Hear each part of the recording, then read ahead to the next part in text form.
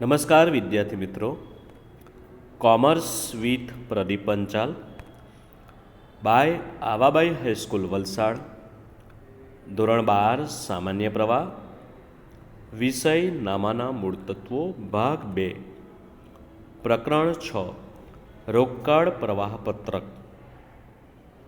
આજના આ વિડીયોમાં આપણે કામગીરીની પ્રવૃત્તિમાંથી ઉદ્ભવતો રોકડ પ્રવાહ વિશે સમજૂતી મેળવીશું. ત્યારબાદ સ્વાધ્યાયનો પ્રશ્ન નંબર 3, એનો ત્રીજો પ્રશ્ન જે પેજ નંબર 284-85 પર આપેલ છે, તો તે આપણે જોઈશું.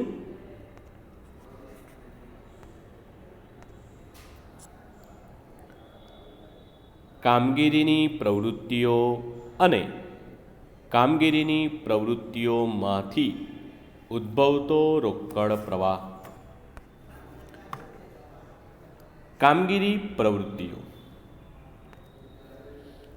કામગીરીની પ્રવૃત્તિઓ એ નફા નુકસાનના પત્રકમાંથી ઉદ્ભવતી પ્રવૃત્તિઓ છે.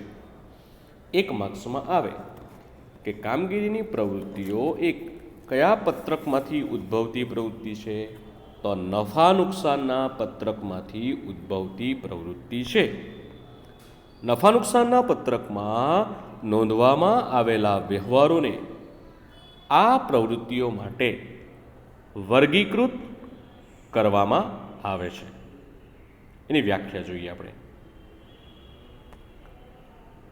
કામગીરી પ્રવૃત્તિઓ એટલે ધંધાની ઉપજના સર્જનની મુખ્ય પ્રવૃત્તિઓ જે રોકાણ કે નાણાકીય પ્રવૃત્તિઓ નથી. ફરીવાર જોઈએ. કામગીરી પ્રવૃત્તિઓ એટલે ધંધાની ઉપજના સર્જનની મુખ્ય પ્રવૃત્તિઓ જે રોકાણ કે નાણાકીય પ્રવૃત્તિઓ નથી. આ એવા પ્રકારની ધંધાની મુખ્ય આવકના સર્જનની પ્રવૃત્તિઓ છે જેના આધારે જ કામગીરી નફાનું નિર્માણ થાય છે. કામગીરી પ્રવૃત્તિઓની ઓળખાણ ધંધો કયા પ્રકારના ઉદ્યોગમાં રોકાયેલા છે તેના આધારે કરવામાં આવે છે. દરેક ધંધાની કામગીરીના વ્યવહારોની ઓળખાણ તેના ધંધાના સ્વરૂપના આધારે નક્કી થાય છે. આ ચર્ચા ઉપજના સર્જનની મુખ્ય પ્રવૃત્તિઓ છે. દાખલા તરીકે નંબર 1, વેપાર કરતી કંપની. આ પ્રકારની કંપની માટે માલના ખરીદ વેચાણની પ્રવૃત્તિઓ એ ઉપજના સર્જનની મુખ્ય પ્રવૃત્તિઓ છે. વેપાર કરતી કંપની હોય તો એમાં શું હોય? ખરીદ વેચાણની પ્રવૃત્તિ હોય. નંબર 2, વીમા કંપની. તો આ પ્રકારની કંપની માટે શું હોય? તો પ્રીમિયમની ઉપજ અને દાવાની ચૂકવણીની પ્રવૃત્તિઓ એ ઉપજના સર્જનની મુખ્ય પ્રવૃત્તિઓ છે. વેપાર હોય એમાં ખરીદ વેચાણ હોય. વીમા કંપની હોય તો પ્રીમિયમની આવક થાય અને એની સામે કોઈ દાવો માંડે તો એમાં આપણે ચૂકવણી કરવાની. Number 3, bank. આ પ્રકારના ધંધાકીય એકમમાં લોન આપવી અને ડિપોઝિટ્સ લેવી અને તેમાંથી ઉપજનું સર્જન કરવાની પ્રવૃત્તિઓ ઉપજના સર્જનની મુખ્ય પ્રવૃત્તિઓ છે. બેંક હોય તો લોન આપવાની અને ડિપોઝિટ લેવાની. ચાલુ ખાતા દ્વારા, બચત ખાતા દ્વારા, રિકરિંગ ખાતા દ્વારા, ફિક્સ ડિપોઝિટના ખાતા દ્વારા આ રીતના પૈસા મેળવશે અને લોન આપશે અને એમાંથી ઉપજનું સર્જન કરવાની પ્રવૃત્તિઓ ઉપજના સર્જનની મુખ્ય પ્રવૃત્તિઓ છે.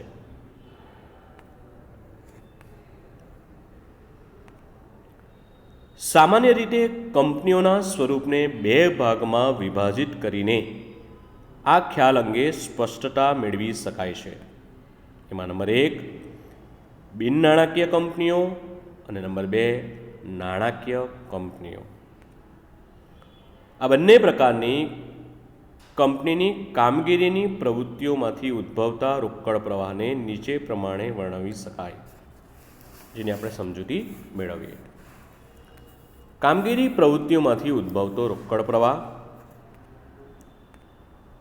જેમાં એક બિન નાણાકીય કંપનીઓ માટે અને બીજું નાણાકીય કંપનીઓ માટે. જોઈએ પહેલાં માલ કે સેવાના વેચાણની ઉપજો કે આવક, તો એને આવક રોકડ પ્રવાહ કહેવાય. કમિશન કે રોયલ્ટીની આવક, અન્ય કોઈ આવક કે જે રોકાણની પ્રવૃત્તિઓમાંથી ન ઉદ્ભવેલ હોય. દેવાદારો લેણી હુંડીની ઉઘરામણી, આ બધી આવકો છે. હવે માલ કે સેવાની ખરીદીની જ આવકો, ખરીદી કરે એટલે પૈસા જશે એટલે જ આવક રોકડ પ્રવાહ કહેવાય.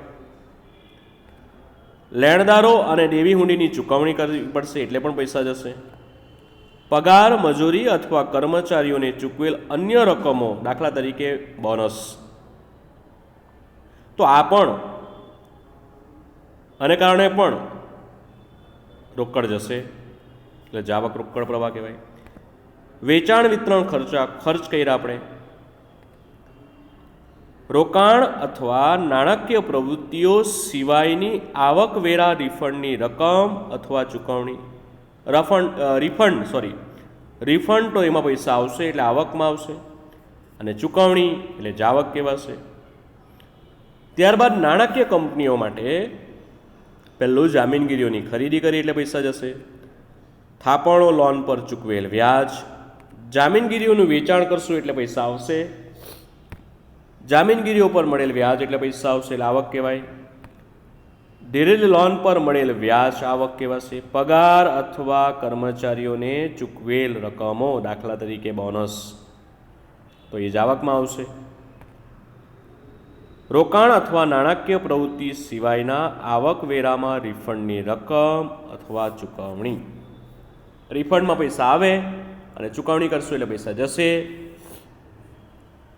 તો આ કોષ્ટક તમારે નોટમાં લખવાનું છે. આગળ આપણે જોયું કામગીરી પ્રવૃત્તિની વ્યાખ્યા જોઈ, સર્જનની મુખ્ય 3 પ્રવૃત્તિઓ જોઈ, એ પણ તમારે નોટમાં લખવાનું છે. હવે આપણે સ્વાધ્યાયનો પ્રશ્ન નંબર 3, એનો ત્રીજો પ્રશ્ન, પેજ નંબર 285 કાઢો. એમાં શું કીધું છે તે જોઈએ આપણે. નીચે આપેલા વ્યવહારોમાંથી કામગીરીની પ્રવૃત્તિઓના વ્યવહારો ઓળખો. આપણે કામગીરીની પ્રવૃત્તિઓ જે છે તે ઓળખવાનું છે. પહેલું ક્રમ, વ્યવહાર અને સમજૂતી જોઈએ. ચાલો, પહેલો વ્યવહાર શું છે? મજૂરીના ચૂકવ્યા. તો એ કામગીરી પ્રવૃત્તિ કહેવાશે. નફા નુકસાન પત્રકનો વ્યવહાર છે. ચૂકવ્યા છે એટલે પૈસા જશે એટલે જાવક રોકડ પ્રવાહ કહેવાય. ચલો, નંબર 2, મકાન ખરીદ્યું. તો મકાન એ તો મિલકત છે એટલે કામગીરી પ્રવૃત્તિ ન કહેવાય, એટલે મિલકત લેણાનો વ્યવહાર છે. આપણે કામગીરી પ્રવૃત્તિમાં શું ધ્યાનમાં લેવાનું જોઈએ આપણે? ચાલો વિચારો. કામગીરી પ્રવૃત્તિ એ નફા નુકસાનના પત્રકમાંથી ઉદ્ભવતી પ્રવૃત્તિ છે. તો નફા નુકસાનના પત્રકમાં જે આવે તે આપણે કામગીરી પ્રવૃત્તિમાં ધ્યાનમાં લઈશું.